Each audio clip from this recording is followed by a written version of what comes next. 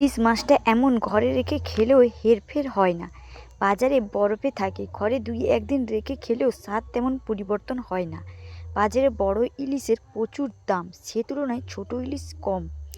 এরই ভরপুর সাইজের ইলিশের স্বাদ তেমন কোনো কম নেই। সবজি দিয়ে এগুলির স্বাদ খুবই মজে যায়। নমস্কার বন্ধুরা, আজ করব সবজি দিয়ে ইলিশের এক দারুণ রেসিপি। এই জন্য প্রথমে ইলিশ মাছটিকে কেটে ধুয়ে পরিষ্কার করে নুন হলুদ মাখিয়ে নিয়েছি। এরপর কড়াইতে তেল দিয়ে ইলিশ মাছগুলিকে একে একে করে হালকা পরিমাণ ভেজে নেব। তার পরিবর্তে শিলনোড়ার সাহায্যে পেঁয়াজ, আদা, জিরে, গরম মশলা ভালো করে বেটে নেব। এরপর কড়াইতে তেল দিয়ে পেঁয়াজ, আদা বাটা, টমেটো ভালো করে নাড়িয়ে নেব।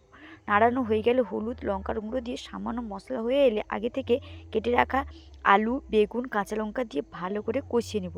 কষানো হয়ে গেলে, তরকারি ফুটে গেলে আগে থেকে ভেজে রাখা মাছগুলিকে এক এক করে দিয়ে দিলে একটু নাড়িয়ে রেডি হয়ে যাবে ইলিশ দিয়ে এরকম দারুণ রেসিপি। আপনারা একবার হলেও ট্রাই করে দেখবেন, সত্যি খুব অসাধারণ।